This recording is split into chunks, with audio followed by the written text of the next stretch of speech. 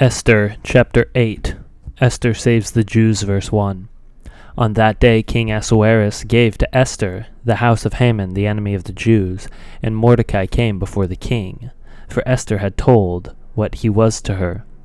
And the king took off his signet ring which he had taken from Haman and gave it to Mordecai, and Esther set Mordecai over the house of Haman.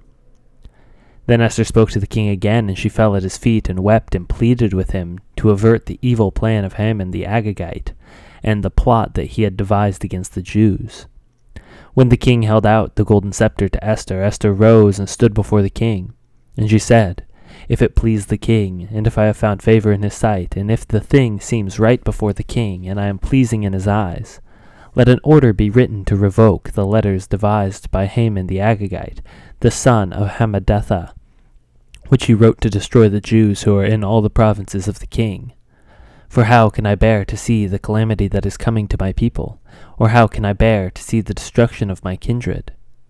Then King Ahasuerus said to Queen Esther and to Mordecai the Jew, "Behold, I have given Esther the house of Haman, and they have hanged him on the gallows because he intended to lay hands on the Jews. But you may write as you please with regard to the Jews in the name of the king, and seal it with the king's signet ring. For an edict written in the name of the king and sealed with the king's ring cannot be revoked." Then the king's scribes were summoned at that time in the 3rd month, which is the month of Sivan, on the 23rd day. And an edict was written according to all that Mordecai commanded concerning the Jews, to the satraps and to the governors and the officials of the provinces from India to Ethiopia, 127 provinces. To each province in its own script, and to each people in its own language, and also to the Jews in their script and their language.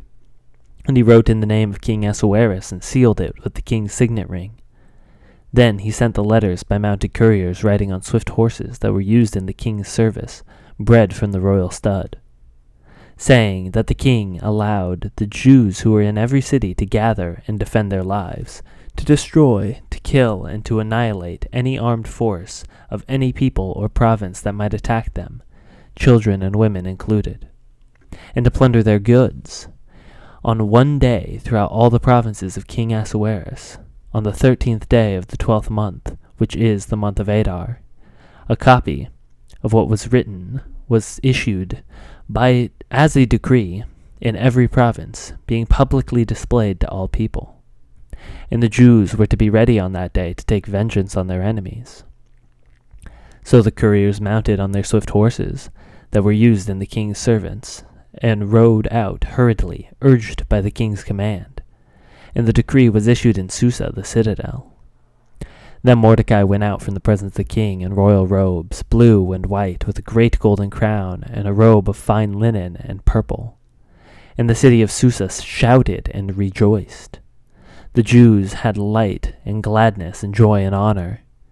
And in every province and in every city, wherever the king's command and his edict reached, there was gladness and joy among the Jews, a feast and a holiday.